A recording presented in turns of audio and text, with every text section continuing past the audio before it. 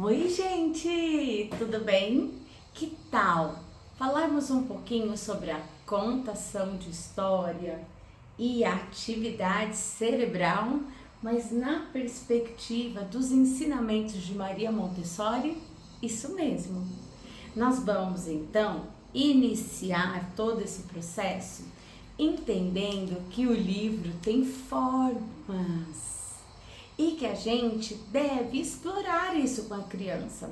Tanto a informação visual desse livro que é diferente, quanto a informação perceptiva, se é pesado ou não, e a informação tátil, passando o dedinho para perceber as nuances desse livro, né? Maria Montessori dizia que quando nós exploramos essas atividades com a nossa criança, nós estamos também ampliando as possibilidades de aprendizagem, porque ela, a partir da informação aqui dos dedos, né, das curvas, dos relevos e das nuances que os nossos dedos percebem, isso vai fazer com que a criança também perceba essas curvas e que isso melhore no desenvolvimento da escrita, especialmente da cursiva, da letra cursiva,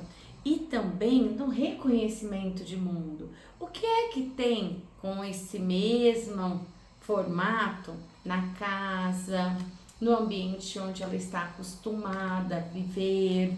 O que ela reconhece já no contexto dela que tem essa forma? Então, perguntando para a criança, né, trazendo informações complementares que vão além da historinha do livro. Nós aproveitamos a historinha, mas adicionamos informações a ela. Então, do ponto de vista do cérebro, eu trouxe aqui meu Wilson para nos ajudar nessa interpretação. Quando a gente coloca a criança para visualizar o livro e chama a atenção dela para a ação, né? O cérebro já é ativado, as células nervosas, os neurônios que moram na região específica para o processamento da informação visual liga. E qual região é essa? Aqui no Wilson, a gente anda estudando o Wilson, né? De uma forma muito efetiva. Então, aqui no Wilson, qual é a área que cuida dos olhos? É a área verdinha, a área aqui, do fundo do cérebro. A área que começa a dar, né? Esse ensejo do desenvolvimento logo nos primeiros meses. A gente sabe que o reconhecimento de cor, por exemplo, acontece por volta dos 9 meses de idade, mas a informação visual, ela já é processada pela criança logo que ela nasce. Ela não tem uma boa resolução, né? É como se ela enxergasse um pouco assim embaçado e preto e branco, mas ela já consegue perceber movimentos, sombras. Então a necessidade da gente olhar para isso e trabalhar com bastante afinco com isso. E até mesmo os bebês. Nós precisamos estimular os bebês a movimentarem os olhos, tá? Para cima, para baixo, para o lado e para o outro. Por quê? Porque o que sustenta os olhos são músculos. E esses músculos precisam treinar a deixar os olhos, muito ativos para se movimentar para fazer o reconhecimento de mundo, se movimentar para conseguir seguir movimentos que acontecem ao redor dele e se movimentar para quê? Para ler e escrever, porque também, há um trabalho de qualidade dos olhos para fazer o reconhecimento da leitura, né? Essa decodificação que exige a leitura, a fluidez, né, a interpretação para saber o som de cada letrinha quando elas se juntam, a composição da palavra, tá? Então aqui na contação de história, e esse livro que tem um formato redondo, né? Essa interpretação será feita onde, primeiramente, essa informação visual? aqui no lobo occipital, nessa área verdinha do nosso cérebro, mais ou menos aqui na nossa nuca. Mas percebam que essa é uma área, ó, contida nas duas partes do cérebro. Esse é um hemisfério e esse é outro hemisfério. Então, a comunicação entre essas células, né? Entre um lado do cérebro e o outro. Por isso a importância da gente fazer assim, ó. Todo mundo tapa um olhinho, vamos ver o que a gente consegue enxergar. Agora o outro, vamos ver, né? Para treinar essa eficiência mesmo do músculo que sustenta o globo ocular. E depois, o que nós podemos falar? Nós podemos explorar essa informação tátil, né? A informação tátil. Essa é de uma forma, ó, de um jeito. Essa outra página já tem aqui, ó, uma informação diferente. Você não precisa ter um livrinho igual ao meu para fazer essa atividade. Adapte no livro que você tem. Pega um livro que não seja retangular, porque é o que a gente vê, né, de uma forma mais comum. Pega um livro diferente, que tem um outro formato. Tem livros que tem o formato da mão, olha a importância para ensinar sobre o corpo da criança. Tem livros que tem formato de nuvem. Pega um livro com uma forma diferente, tá? E aí, essa estimulação tátil que você vai providenciar com a criança, passando de uma mãozinha para outra, né? Fazendo isso com cuidado, fazendo isso com questões empáticas, um depois do outro, precisamos esperar a nossa vez, ter paciência, manusear o livro com cuidado, né? Tudo isso é informação.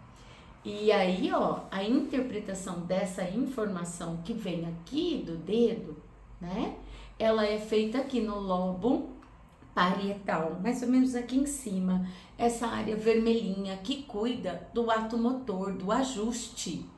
Essa informação do dedinho é uma informação do tato, tá? Todos os nossos dedos, ó, eles são capazes de fazer a interpretação, tá? Mas não é o dedo aqui. A célula nervosa que mora embaixo da pele pega o sinal esse sinal sensorial e leva, né, através do braço, vai lá para a medula espinhal, sobe, chega numa região do cérebro que chama tálamo, e aí o tálamo manda para a área específica para decodificação dessa informação, que é a área especializada nesse tipo de informação. Chegou aqui, as células nervosas se comunicam, fazem a compreensão daquilo que está acontecendo, a assimilação daquela informação, se preciso, busca na memória se já tem algum registro disso anterior ou não, e depois faz o caminho inverso e o dedinho, né, vai fazendo a interpretação, se é lisinho, se não é, né, se ele gosta, se não gosta. Então aí a criança vai tendo toda a sensação dessa percepção. E a atividade sonora. O que é a atividade sonora? É a atividade da contação de história em si, né? Ó, a criança tem que ouvir e isso é fundamental. Por quê? Porque a compreensão sonora, ela é a base para a oralidade, para a fala. Então, nossa criança precisa ouvir muitas palavras, palavras diferentes, palavras que têm mais ou menos a mesma composição sonora, palavras que diferem. Então, nós precisamos ampliar o repertório. Até, gente, olha, uma ótima dica é de vez em quando dar uma lida no dicionário. Pega uma palavra diferente e coloca ali no seu contexto usual, né? Uma palavra que raramente você fala, mas para a criança ir acostumando-se a novos sons, tá? E o livrinho, então, ele é da coleção Gira Gira e ele é Vamos às Compras. Então, olha aqui, o primeiro, tá? O primeiro cenário, a primeira informação, nós podemos passar para as crianças, para elas verem, e aí nós vamos ler. mas com prosódia, né? Com entonação, de uma forma que envolva a nossa criança. João e Maria estão escolhendo seus doces preferidos. Olha só, qual é o doce preferido? São as balas, né? E aqui, ó, a abinha com a bala. Aqui você pode levar papel de bala. Existem papéis de bala com várias texturas. Se você tiver algum, é importante para mostrar, deixar a criança pegar, faz barulhinho esse papel de bala, né? Então a criança já vai trabalhando também outros aspectos. E depois nós vamos ver outras compras que serão feitas ao longo do livro. Se você tiver condições de trazer o que tem nas compras, ficará maravilhosa essa história.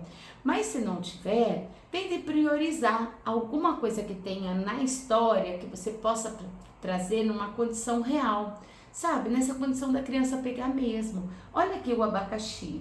Se você tiver um abacaxi, você pode colocar um abacaxi no centro da sala, ali no chão, pertinho de você, que está contando a história. Isso dá vida para a história. E as compras, elas vão sendo estimuladas, né? Não do ponto de vista do consumismo, mas do ponto de vista da necessidade, trazendo sempre uma pergunta, uma indagação e a necessidade daquela pessoa para aquisição de alguma coisa. Nós também podemos fazer isso depois com a criança. O que você precisa comprar, né? Fazer com que ela pense. O que a mamãe e o papai precisa comprar? O que aqui na escola a gente também precisa comprar para que a gente possa estudar?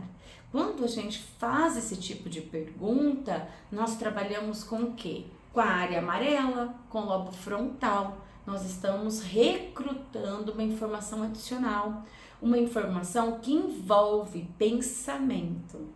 Então aí, ó, nós estamos estimulando a área amarela do cérebro da nossa criança.